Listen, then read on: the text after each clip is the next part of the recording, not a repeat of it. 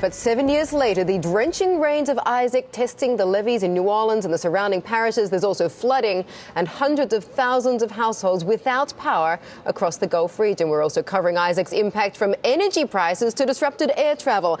But we begin this half hour with our meteorologist Todd Gross, and give us an update from that front, Todd. Well, I think, Mandy, you really did give a very good summary of what's going on. But in particular, I want you to note one of the things you said, the power outages. 530,000 in Louisiana alone are without power. In Mississippi and Alabama, of course, much less effects at the current time. Now, the dollar damage from the storm is also beginning to be told. So we understand that there is an estimate of $1 billion of offshore damage and $1.5 billion of onshore damage. But look how that stacks up compared to the past. That doesn't really stack up to the biggest hurricanes that have affected the United States, especially the ones in 2005 when we had Katrina, we had also Wilma and Rita, all three of which in the top 5, all in 1 year. So at least compared to that, it doesn't compare.